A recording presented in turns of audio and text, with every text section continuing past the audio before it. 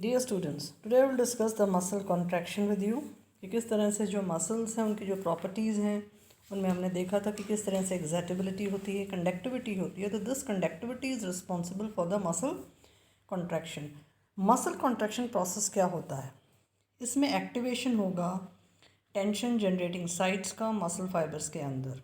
जब टर्मिनेशन होता है मसल कॉन्ट्रैक्शन का, उसके बाद में शुरू होगा मसल का रिलैक्सेशन, जिसमें कि रिटर्न होगा मसल फाइबर्स का अपनी लो टेंशन जनरेटिंग स्टेट में।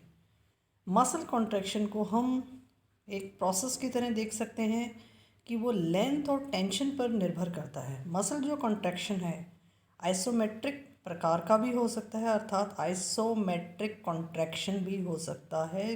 अगर मसल टेंशन चेंज होता है लेकिन मसल की लेंथ बराबर रहती है तो हम उसे कहेंगे आइसोमेट्रिक मसल कॉन्ट्रैक्शन। लेकिन अगर मसल कॉन्ट्रैक्शन में मसल टेंशन तो सेम है थ्रू आउट द कॉन्ट्रैक्शन, तो हम उसे कहेंगे आइसोटोनिक मसल कॉन्ट्रैक्शन।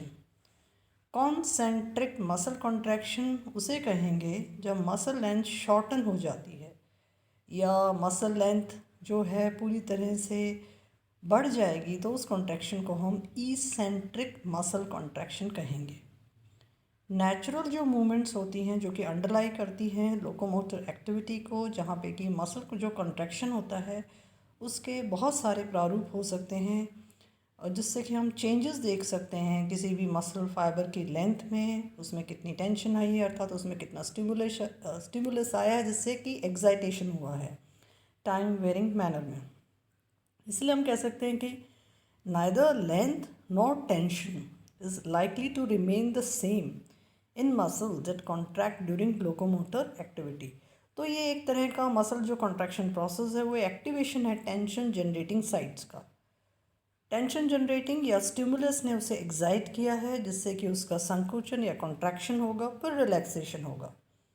तो ये जो है this is all about the introductory part of the muscle contraction process. ये कहाँ पे होता है?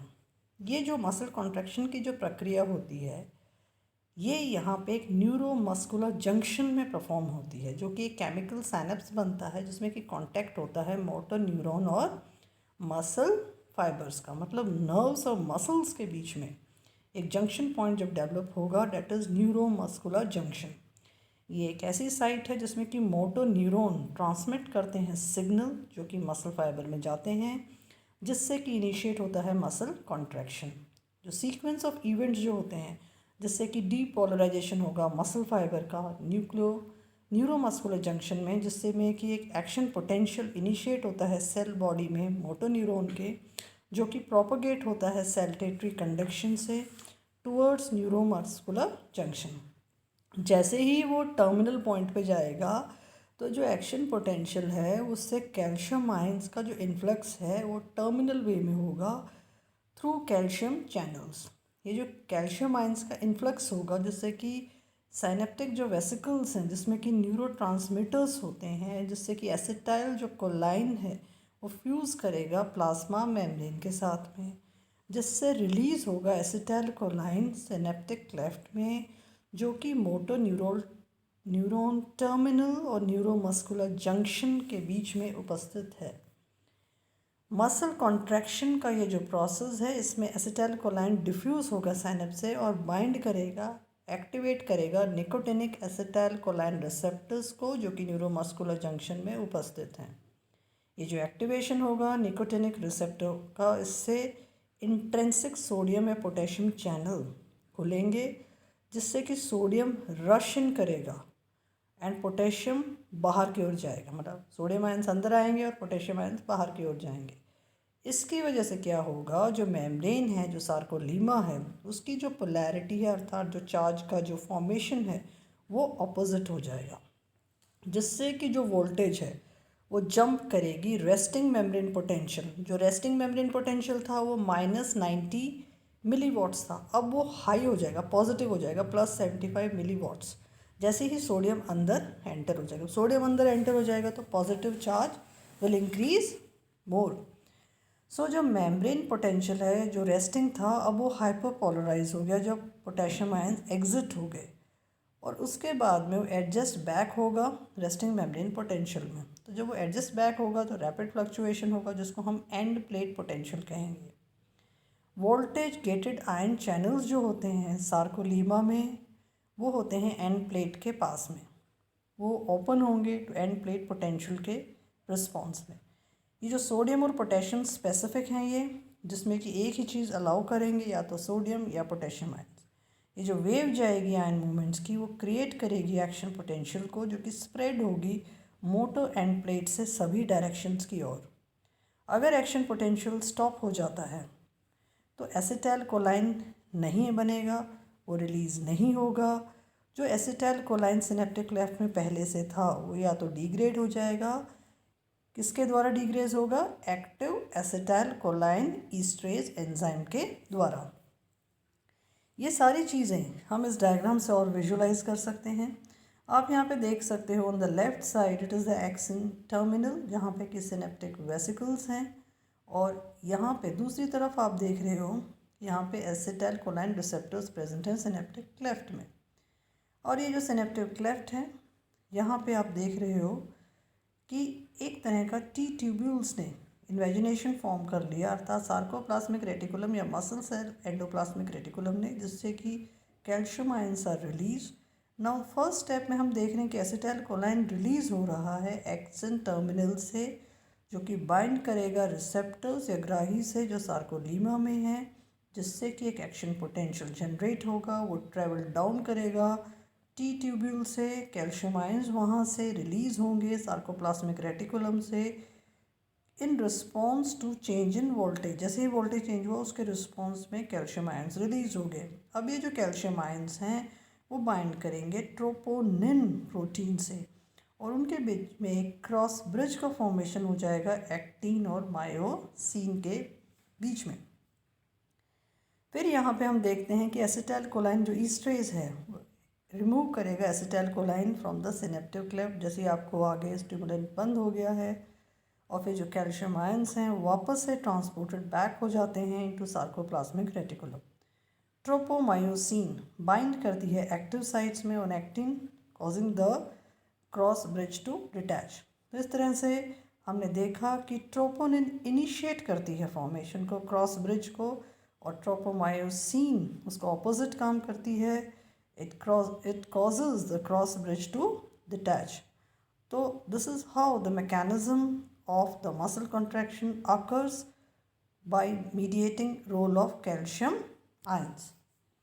अब ये जो एक थ्योरी प्रपोज की गई थी कि इस तरह से जो मसल कॉन्ट्रैक्शन का जो प्रोसेस होता है वो स्लाइडिंग फिलामेंट थ्योरी प्रपोज की थी, और ये स्लाइडिंग फिलामेंट थ्योरी है वो इंडिपेंडेंटली डेवलप करी थी एंड्रू एफ हक्सले ने, निडिक गर्की ने, और हक्सले और जीन हैंसन ने। तो इसमें से इनकी जो फाइंडिंग्स रही है वो 2 पेपर्स में पब्लिश हुई थी नेचर में इन 1954, और जो उसका जो टॉपिक था वो था structural changes in muscle during contraction. और ये चारों ही वैज्ञानिक, जिनमें से आप देख सकते हैं कि 3 are the main contributory effects, and one of them, that is Jean Hansen, is a female scientist who has contributed to the sliding filament theory. अब ये जो स्लाइडिंग फिलामेंट थ्योरी है जो कि एक बताती है कि ये जो मसल कॉन्ट्रैक्शन का जो प्रोसेस है वो किस तरह से हो रहा है। इसमें हम देखते हैं कि जो मायोसिन हैं जो कि थिक फिलामेंट्स हैं वो स्लाइड पास्ट करते हैं थिन फिलामेंट्स में ड्यूरिंग मसल कॉन्ट्रैक्शन। जो ग्रुप्स होते हैं फिलामेंट्स के वो रिमेन रहते हैं कांस्टेंट लेंथ में। मायोसिन या थिक फिलामेंट्स स्लाइड पास्ट करेंगे थिन फिलामेंट्स में। अब ये जो थ्योरी कहती है कि एक नया कॉन्सेप्ट बनता है जिसको हम कहते हैं क्रॉस ब्रिज थ्योरी। तो एक क्रॉस ब्रिज साइकिल यहाँ पे निर्मित होती है जो कि मॉलिक्यूलर मैकेनिज्म को बताती है स्लाइडिंग फिलामेंट थ्योरी की। क्रॉस ब्रिज थ्योरी ये बताती है कि एक्टिन और जो मायोसिन है वो एक प्रोटीन संकुल बनाते हैं, जिसको पहले कहा जाता था एक्टोमायोसिन, जिसमें कि अटैचमेंट होता है मायोसिन हेड का ऑन द एक्टिन फिलामेंट, जिससे कि एक तरह का क्रॉस ब्रिज फॉर्मेशन हो सके 2 फिलामेंट्स के बीच में। तो ये स्लाइडिंग फिलामेंट जो थ्योरी है वाइडली एक्सेप्टेड है for the muscle contraction. Details की अगर हम बात करें कि जो स्लाइडिंग फिलामेंट थ्योरी है उसमें जो बैकबोन होता है मसल फाइबर का वो एक्टिन फिलामेंट्स का है, वो एक्सटेंड करता है from Z line up to one end of H zone, जहाँ से कि उनका अटैचमेंट होता है इलास्टिक कंपोनेंट जिसको हम कहते हैं S filament. Myosin filament extend करते हैं from one end of A band through the H zone up to the other end of the A band. मतलब मायोसिन फिलामेंट्स एक ए बैंड से दूसरे ए बैंड तक जाएंगे, वो रिलेटिवली एक ही लंबाई के रहेंगे स्ट्रेच में या कॉन्ट्रैक्शन में। मायोसिन जो फिलामेंट्स हैं वो कॉन्ट्रैक्ट करेंगे beyond the length of A band, वो फोल्ड अप करेंगे कॉन्ट्रैक्शन बैंड्स में। मायोसिन और एक्टिन जो फिलामेंट्स हैं वो साइड बाय साइड ले करते हैं ए बैंड में, और जब एब्सेंस ऑफ एटीपी, अगर एटीपी नहीं है तो क्रॉस लिंकेज या क्रॉस ब्रिज नहीं बनेगा। स्ट्रेचिंग के एक्सरसाइज में जब हम देखते हैं कि जो मसल्स करती हैं स्ट्रेचिंग में, आई बैंड्स और एच जोन इंक्रीज करते हैं लेंथ, लेकिन ए बैंड्स उसी पोजीशन में रहेंगे स्ट्रेचिंग या रिलैक्सेशन में। लेकिन संकुचन में एक्टिन फिलामेंट्स मूव करेंगे ए बैंड्स में, और एच जोन जो है वो फिल्ड अप हो जाएगा, और आई बैंड कैसा हो जाएगा, एक्टिन अंदर चला गया तो आई बैंड शॉर्ट हो जाएगा, और जो जेड लाइन है वो कांटेक्ट में आ जाएगी ए बैंड के। और जो मैकेनिज्म है, ड्राइविंग जो फोर्स है, एक्टिन मायोसिन लिंकेज का जो फॉर्मेशन हो रहा है वो डिपेंड कर रहा है on ATP hydrolysis by the myosin. So हमने देखा कि जो स्लाइडिंग फिलामेंट थ्योरी है इसमें हमने देखा कि एक तरह से जो रिलैक्सेशन होता है उसमें आई बैंड और एच जोन इंक्रीज करते हैं लेंथ, लेकिन ए बैंड उसी पोजीशन में रहेगा। लेकिन जब कॉन्ट्रैक्शन होता है तो एक्टिन फिलामेंट्स मूव करते हैं इनटू ए बैंड्स, और जो एच जोन है वो it is filled up. The I bands are shorten and the Z line becomes in contact with the A bands. तो पूरी तरह से एटीपी के ऊपर निर्भर होता है अपना sliding filament theory, because they are sliding in. तो जो थिन है वो स्लाइड इन कर रहे हैं थिक में, इसलिए हम उसको स्लाइडिंग फिलामेंट थ्योरी कहते हैं। इस थ्योरी को हम इस डायग्राम से और विजुलाइज कर सकते हैं कि मायोसिन के जो हेड हैं हाई एनर्जी कॉन्फ़िगरेशन में आते हैं, क्योंकि myosin cross bridges are attach to the actin myofilaments. Actin तंतु जो हैं वो मूव करके मायोसिन से क्रॉस ब्रिज बनाएंगे। इसमें वर्किंग स्ट्रोक होगा, मतलब मायोसिन का जो हेड है वो क्या करेगा, बेनिफिट करता है, इट पुल करता है एक्टिन फिलामेंट्स को एम लाइन की तरफ वो मूव करेगा। हाइड्रोलिसिस होगा एटीपी का into ADP and pyro inorganic phosphate. फिर एटीपी का यूटिलाइजेशन होता है, उससे एक नया एटीपी अटैच करेगा मायोसिन के हेड से और क्रॉस ब्रिज को डिटैच करेगा। तो मायोसिन का हेड जो है वो कॉन्फ़िगरेशन चेंज हो जाएगा। ATP is split into ADP and P which leads to myosin head. तो यहाँ पे वापस हम देते हैं एटीपी का हाइड्रोलिसिस होता है, और फिर एक तरह से आपका मायोसिन हेड उसमें मूव करेगा। तो this is how the sliding filament theory moves about, and it proposes the muscle contraction in a very simplified way.